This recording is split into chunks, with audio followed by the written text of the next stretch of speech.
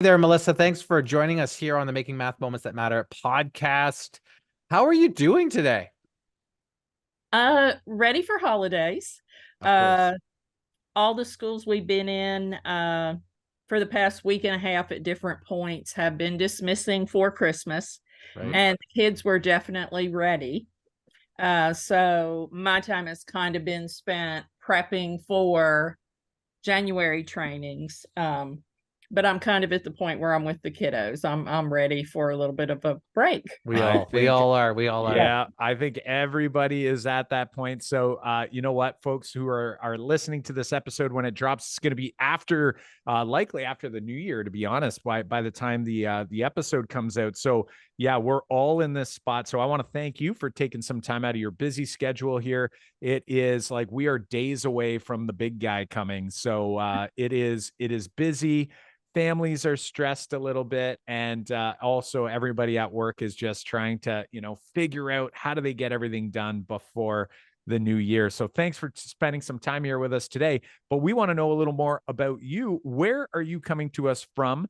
And tell us a little bit about your role.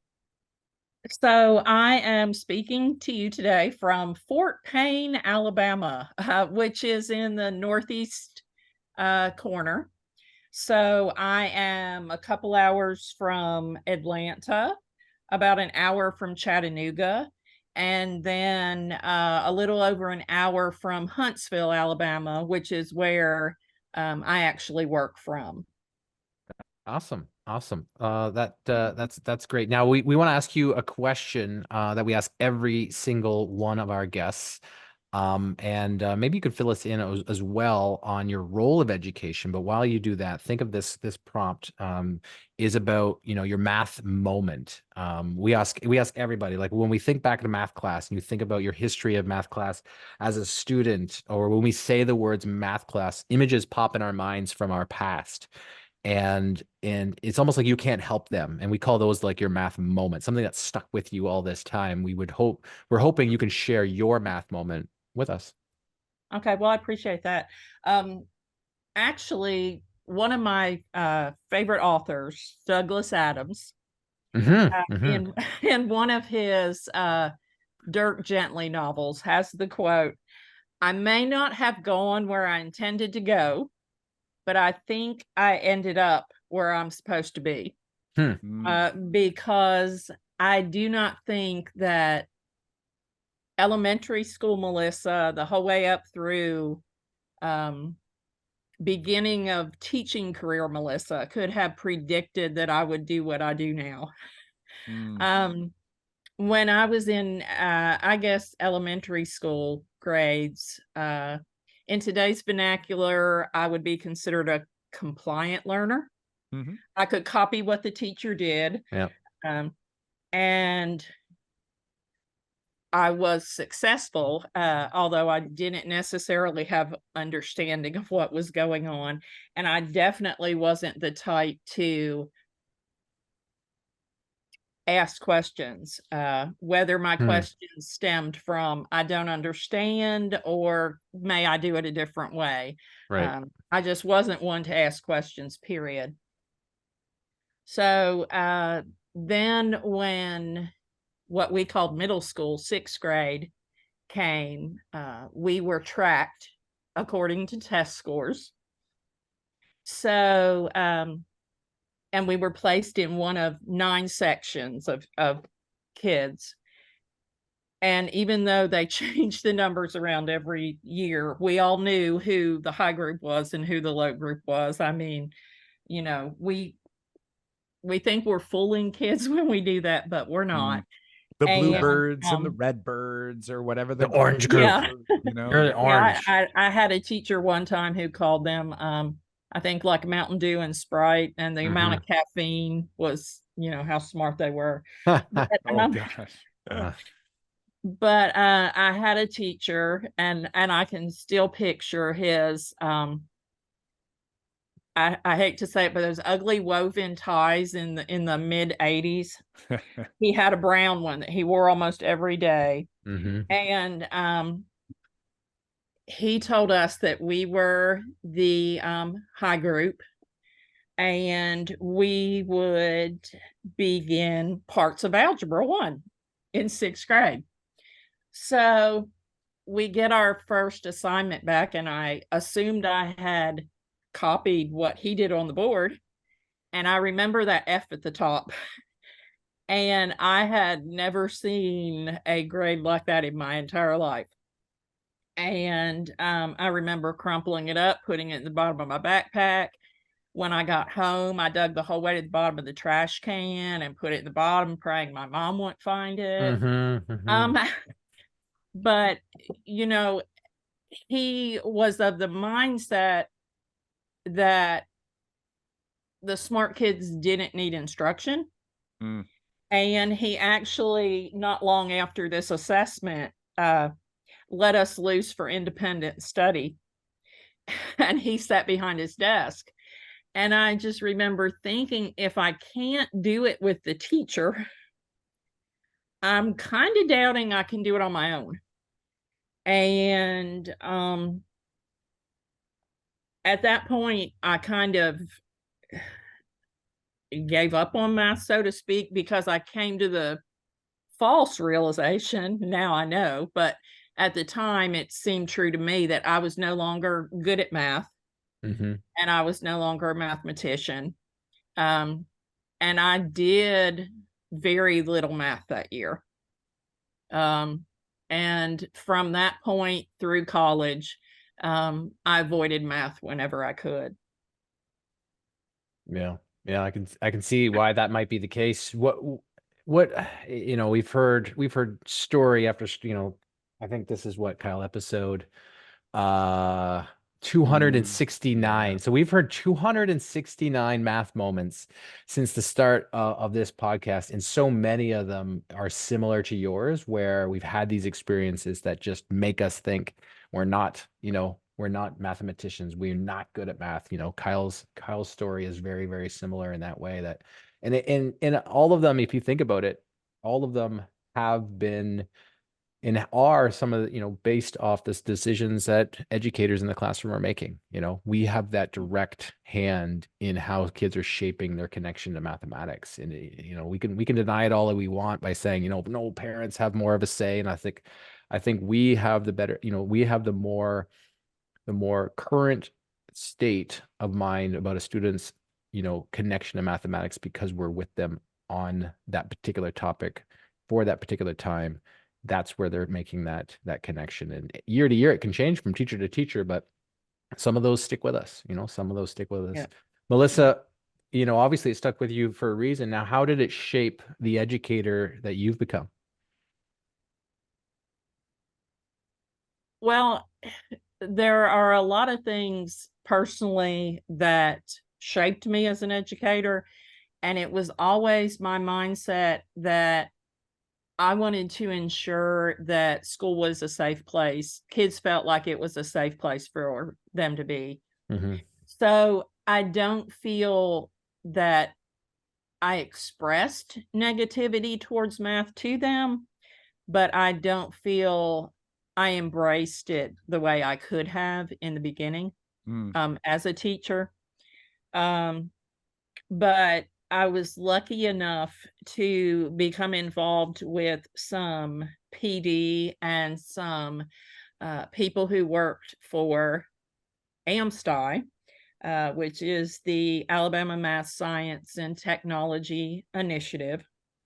And it is a state initiative that we're actually 20 years old now, but its mission is to support both teachers and students in learning STEM through doing STEM.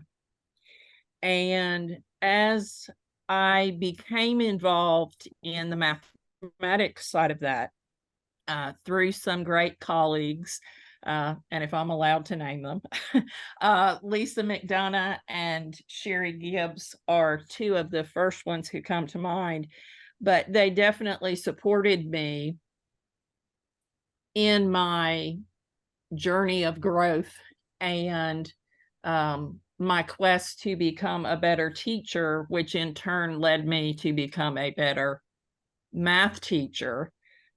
through the explorations and the hands-on that I got at those trainings kind of led me to see that I was a mathematician and that the way I looked at things, even though it wasn't necessarily the formula, people who know me know I love patterns and looking for, you know, like number sequences and things like that. So I like the puzzle solving part of it.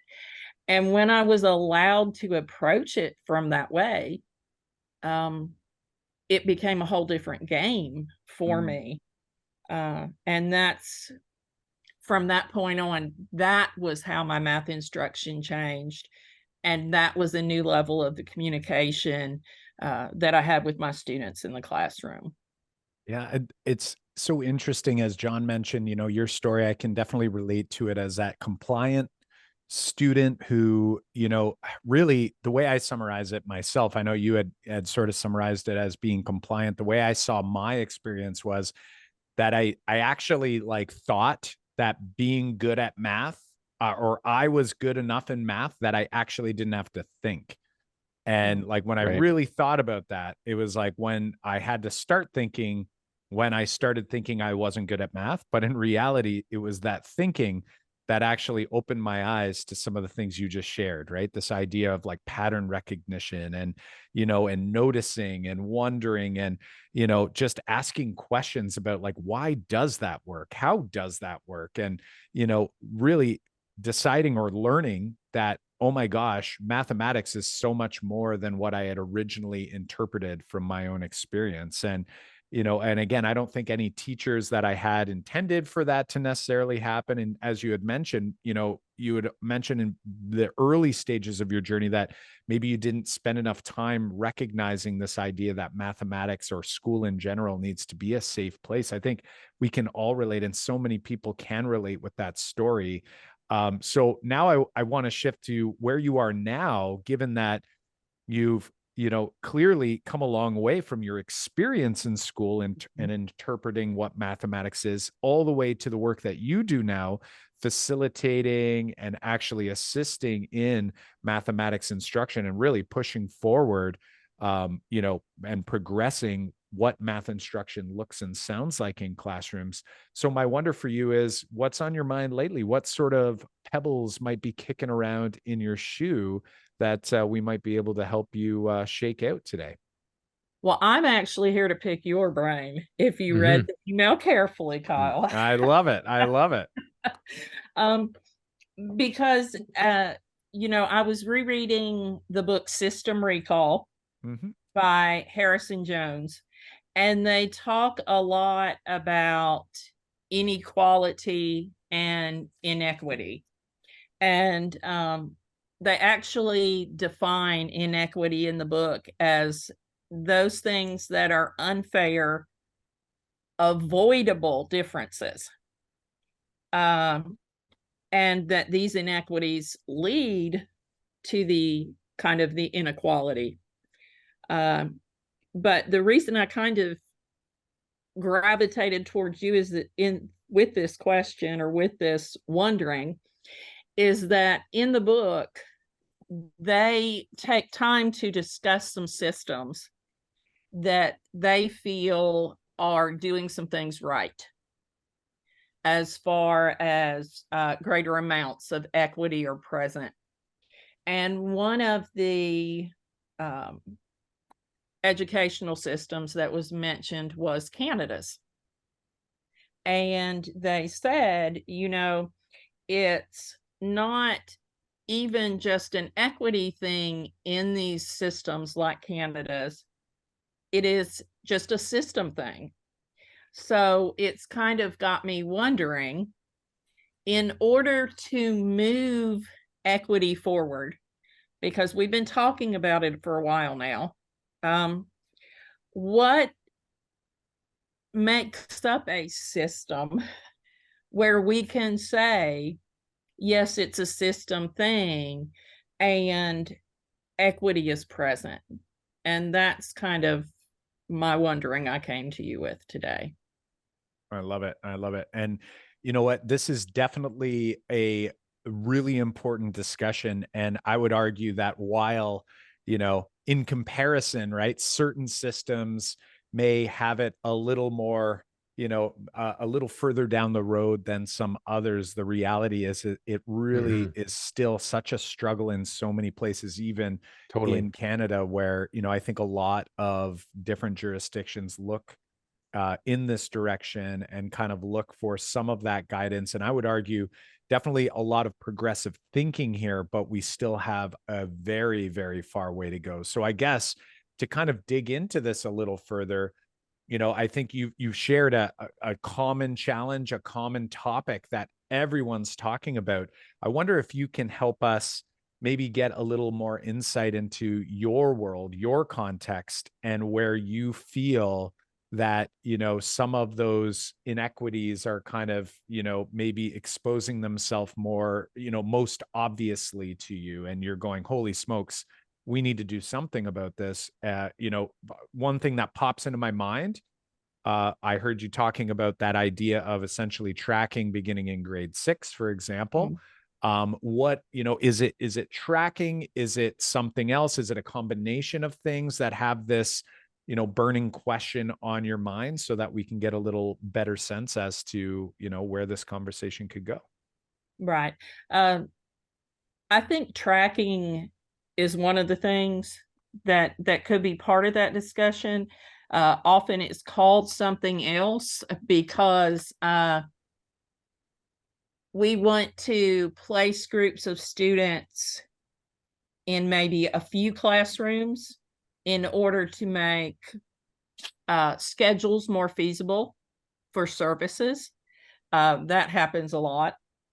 I also worry, and these are actually, I think, the two things that I mentioned when we went to dinner in Anaheim. But we make an assumption that certain scaffolds have to be in place before we even meet some of these students.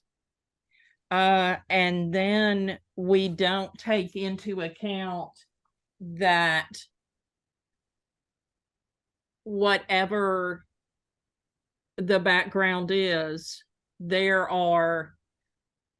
a schema there. It may not be totally formulated to where we want it. They may not have the same schema as the next student, but there are talents and there are schema there that we need to recognize and use in our teaching, in our questioning, and just recognize as a benefit rather than a deficit.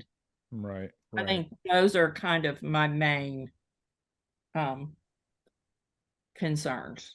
Now, when you have those as concerns, I guess my next question would be is, why do you suppose those are challenges currently? Like where do you feel that there's where these pieces are missing? Do you feel is it a knowledge piece, an awareness piece?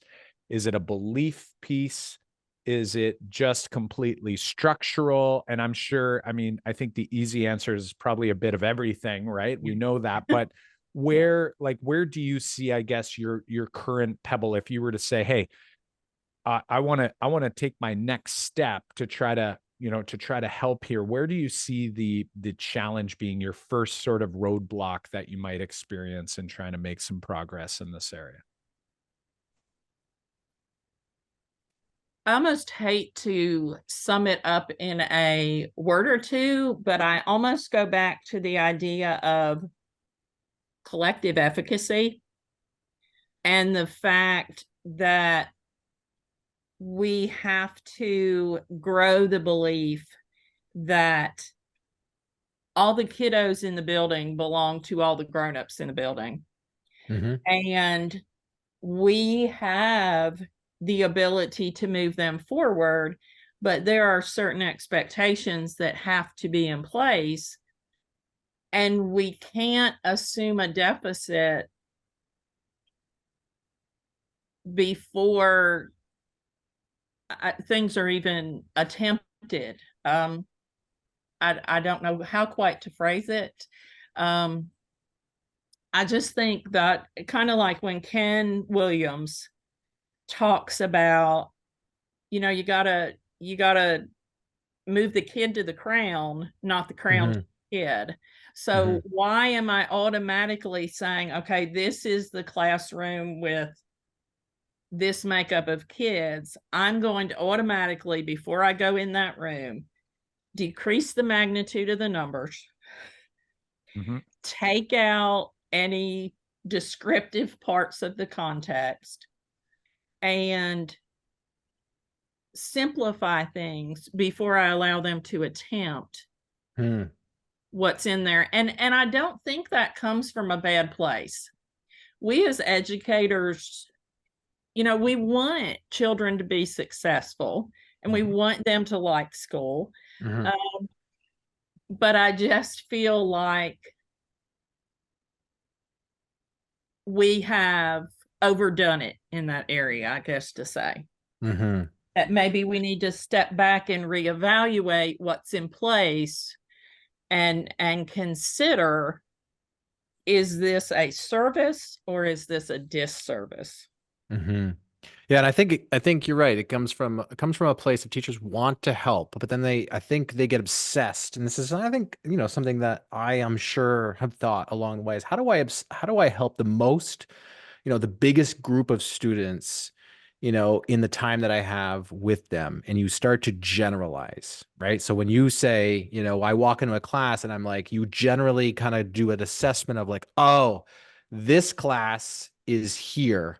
And now I'm going to teach to the middle of the class. And that middle might not be serving, the people it needs to serve. So we've overgeneralized in a way because we have thinking we have the best practice, we have the best intentions, but in order for us to actually help the students that need the most help, we teach to that middle, and we're missing, say, the ends. We miss the kids who are, are say need the help to on their growth because they need to be challenged, but we also are missing the kids who need that help there.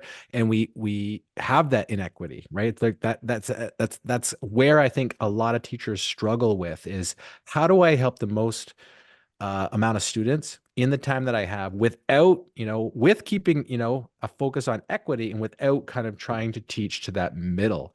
What have you seen so far that helps to kind of wrap their mind, get out of that type of thinking, and kind of think about how do I help the individual versus the group? Because if we can get out of the group think, that's where I think we get to more of an equitable position when we're teaching.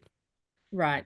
So with AMSTI, we have done a lot of work, and we've had some training from Diane Sweeney and Jim Knight and then Marzano.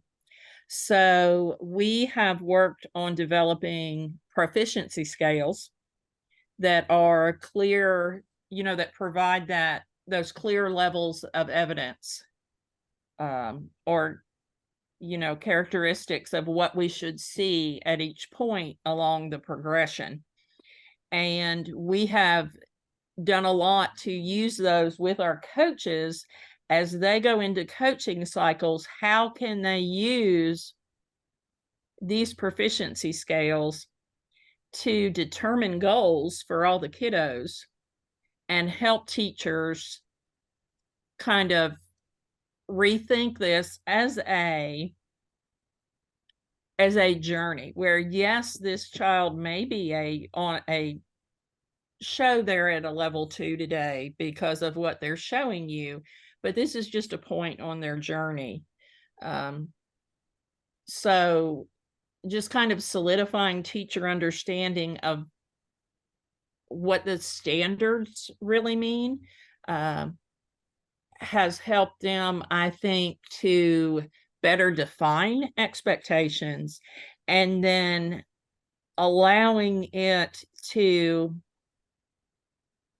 have that evidentiary piece behind it where you kind of have, because not to measure the kids and say, oh, well, you're a 2, but just to give teachers that tool to have a clearer understanding of what growth towards that mastery or towards that standard might look like. Right. And you know, it to me that sounds like a helpful step. And I wonder as well, you know, there's definitely something that pops into my mind as you were sharing some of the struggles, especially with this idea of maybe starting with, you know, with almost rolling back the content to a point where we're assuming students don't bring any assets with them. Mm-hmm. And what popped into my mind as something maybe for you and your teams to think about is, you know, why are we doing that? And is that a misunderstanding of what a low floor is? Because oftentimes what you'll see, or you'll see it in the work that we do, we often begin with a low floor, but we're doing it in a very conceptual way where we're going to start with that low floor to ensure all students can enter, but then it's the high ceiling piece. And if we approach this from a very procedures first mindset, and I'm saying procedures first because I think a lot of teachers do want to eventually help kids understand why a procedure works. That Right. tends to be, you know, what happens. They show a procedure, but the problem is if we focus on procedures first, what we tend to do is we work all the way back to the early beginnings of a procedure, and then we just start making the numbers more challenging. You had mentioned, you know, picking like easier numbers, but then you're just working your way up. But there's no actual rich tasks. There's no problem solving happening. There's no conceptual understanding that's actually being developed. And what you really just get is a watered down experience. And I'm going to guess that time probably proves to be, you know, a challenge where, you know, they can't get to, they eventually bump into a challenge on this procedural journey where some students are unable to comply like you did in school and like I did and John did in school.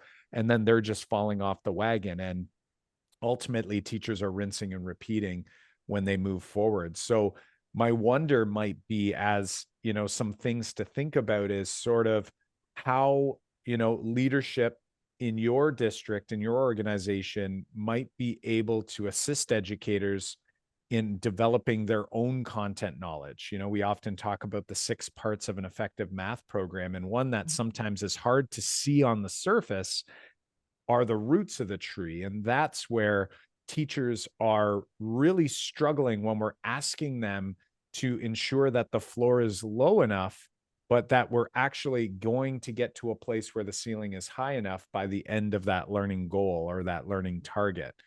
And I would almost argue it's impossible if I don't have a clear understanding of the mathematics conceptually.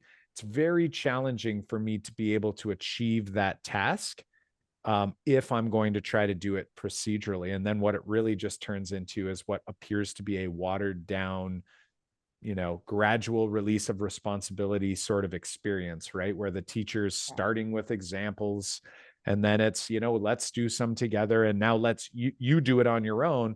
Well, if it's not conceptual, even though I've lowered the floor procedurally, those students are going to run into some struggles because they're still not conceptually understanding. They still don't have that foundational understanding of why, you know, it's like the trust in the mathematics hasn't been developed there. And therefore those students are feeling like, I'm not the mathematician, right? Like they start to question, you know, if I'm not able to do the easy stuff, how am I going to do the quote unquote hard stuff? When in reality, really what's missing is this conceptual piece. So I want to flip it back to you and sort of, you know, based on what I've shared there, like, do you feel that, you know, the roots of the tree could potentially serve as a place, you know, for us to spend some time nurturing, or maybe that work is already taking place, and maybe, you know, just continued attention in that area might be a good next step for you and your colleagues as you're trying to help shift teacher practice in your area? Right. I would say it's in place. You know, we kind of have a three-pronged responsibility in that we provide resources, we provide on-site support, but then we also provide a lot of professional development. And within the past year or so, year and a half, a lot of our professional developments underwent a kind of tweak where we could ensure that each piece went deep enough with that smaller piece of content, like operations with fractions, instead of just fraction sense. So that a teacher who needs that piece of it is able to get it. So I feel we've been very, very deliberate with that. I feel we've been very intentional. Maybe some, I don't know. You tell me. Talk some more, Kyle. Yeah, well, you know what?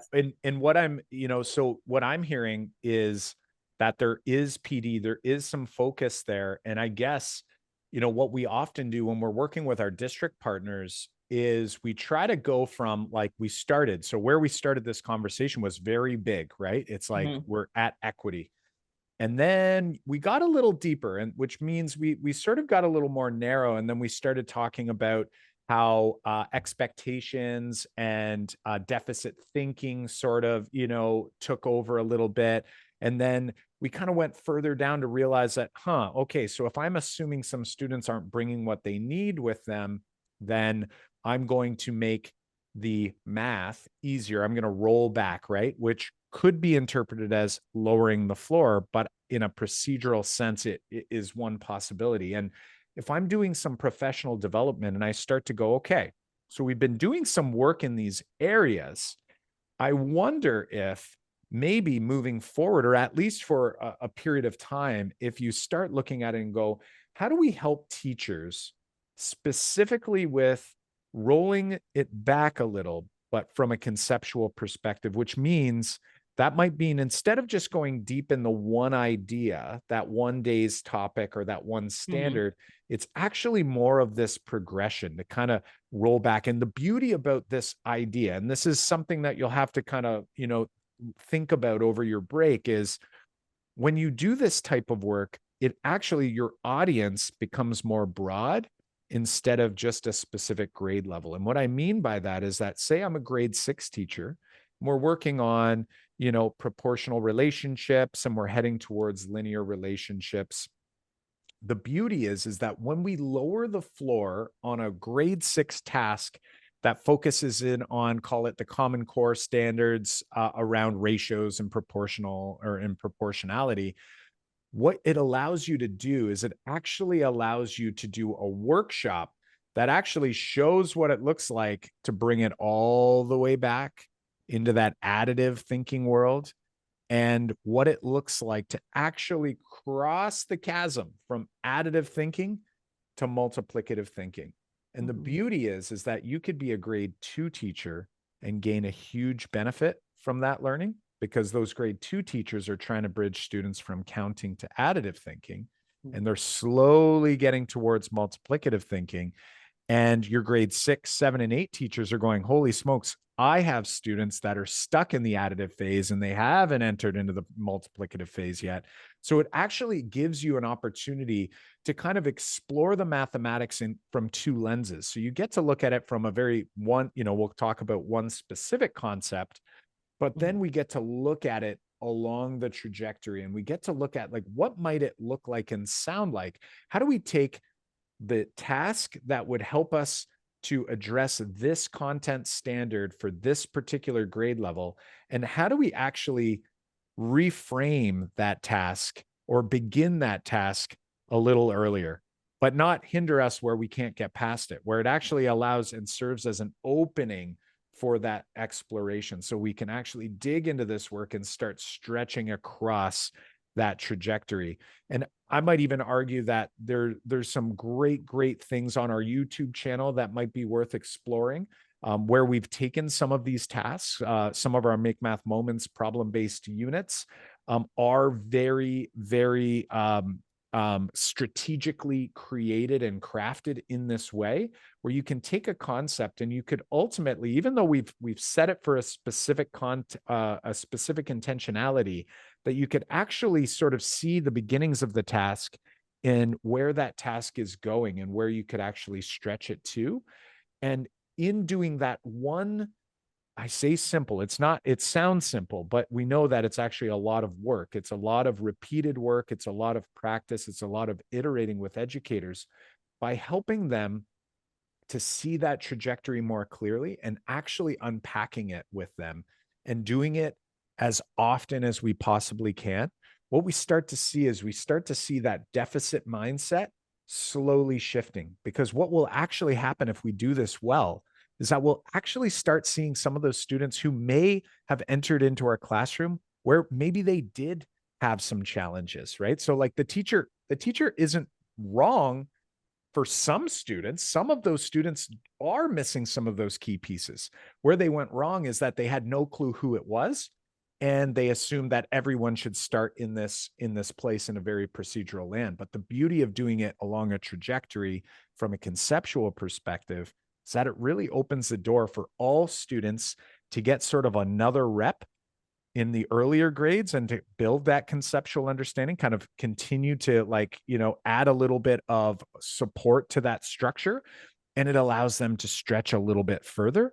But this experience is something that for so few of us as educators, we haven't experienced it ourselves, that we really do need to almost re-experience it through the professional learning. So I've said a lot there, and I know that it's not sort of an overnight, like, hey, let's go do that workshop tomorrow. But you had mentioned at the beginning that you were, sort of getting ready and planning some of the PD that you'll be doing in the new year. And I'm just wondering, based on what we've shared here, if that might have any ideas in it, any thoughts for you as you plan that work forward in terms of your next steps. Right. Well, it's interesting what you just spoke of, because I've actually just started partnering with one of our high school specialists, Lachelle Smith, who serves grades 6 through 12. I do K-5, but she has asked me to join with her in working with a group of teachers to look at some things vertically. Mm-hmm. So it's really interesting that you said that. We've met with them once, and we did some problem solving tasks. And it was interesting what the 5th grade teachers thought they could and couldn't do, and then what the 8th and 9th grade teachers thought they themselves and their students could and couldn't do. So that was a good day. So I'm glad you brought that up. Yeah, so it sounds like you might want to explore that a little bit further and dig a little bit deeper to kind of build out, how to do that at that deeper level with teachers to kind of explore, how do I go vertical? How do I break apart this so that I can look at the progression? Because that progression, like Kyle said, is the way to make that real change, and also, help those teachers see what their students can and can't do, and also, where they can go next. It's really kind of like that kind of leveling of like, I have to really understand where my students are, who my students are, what can they do, so that I can provide the right guidance for the right time, which is really creating that equitable classroom. So, Melissa, I'm curious. When we talked about a few different ideas, sounds like you've got a few next steps to take with you. What would you say is your, from this conversation, a big takeaway from the chat? I'm still kind of stuck on the trajectory, just because I'm mulling around in my mind that I feel like that happens a lot with maybe math vocabulary. We look at it vertically, and we look at strategies or formulas or procedures vertically. But I'm really starting to think about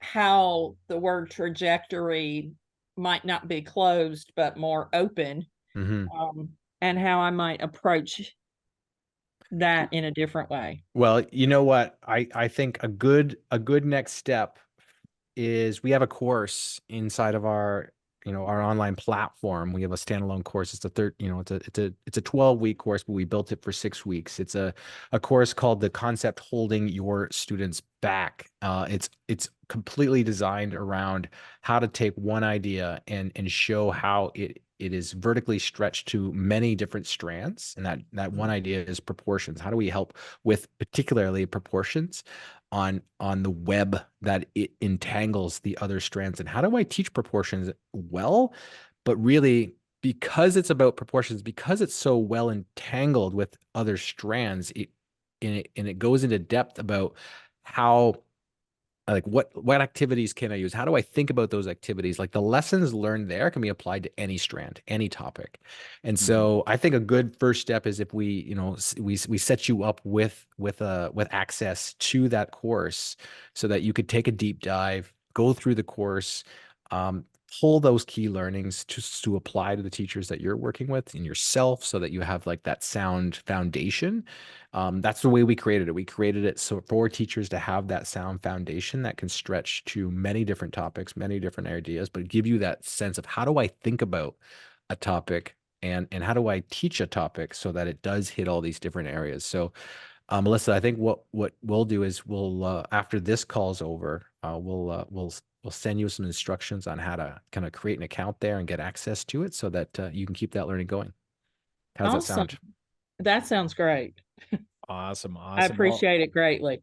Oh, no problem. It's so I definitely agree with John on that one. That course was designed as a means to not only untangle one of the most important pieces in mathematics, and I would say one of the biggest gatekeepers for so many students, because we do get into the weeds, from counting to additive, multiplicative, to ratios and rates, to proportional relationships and beyond, and really show that. And the beauty is that when people go through it, not only does it enlighten them in that area, that specific content area, but like John said, not only like you can apply the idea to other areas, but what it allows you to do as well is that educators tend to look at different concepts differently, and they start to ask the question.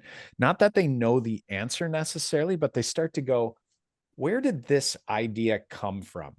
And it's that thinking if we can get all of our educators thinking that way, all of our math educators, not that we know the answers yet, but if we're thinking that way, we can begin the work that's necessary in order for us to be able to welcome all students and to kind of, tie it up with a bow back to equity. If we don't truly have that deep conceptual understanding of the mathematics, and more importantly, if we aren't even aware of like what that might look like or sound like how do I engage in that learning, then it makes our job incredibly challenging, and I would say even impossible, to be able to offer a truly equitable and accessible experience for all individuals. So hopefully you enjoy that. For those math moment makers who are listening, if you're curious about digging into that particular course, you can head to makemathmoments.com/proportions,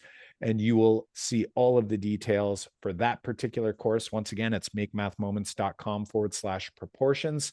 And Melissa, we want to thank you so much for your time here today. And I'm wondering, what would be your big takeaway from our conversation as you head off into the sunset? Oh my goodness. Okay. You do splice this, right? Because my biggest one is that John's not as scary as I thought he would be. That's hilarious. I love that. Or let me put it this way. I didn't know people thought I would be scary. I thought he would be. That is hilarious. I think so. I just appreciate the chance to you know, so often we're so deep as a group in what we're doing. Sometimes it helps to take that step back and talk to someone else who is not necessarily, I don't want to say not doing what we're doing, but not involved in our personal work, that we are able to see things in a different way, to make needed changes, or a change of direction, and just to help me see things in a sometimes clearer way, I think. Um, and I definitely am ready to talk to Lachelle about how we approach this chance with this vertical group. We have an opportunity, and I want to make sure it's the best it can be. So that's Awesome. definitely something else I want to take with me.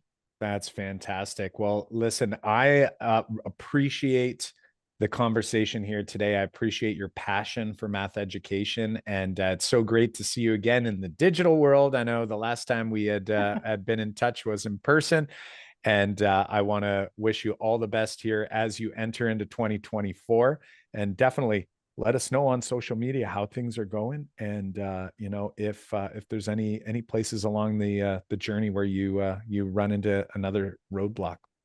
Oh, I most definitely will. So, would it be permissible if I leave you with a quote from the book? Absolutely. And this is actually not theirs. It's actually Horace Mann. So it's pretty old. But Horace Mann said that education is the great equalizer of the conditions of men, and it is the balance wheel of our social world, or our social machinery. So hopefully I can find a way to better make that true. I think you can. I think you can. Thanks so much, Melissa, and enjoy your holiday and take care. Thank you so much. It was great. Bye now.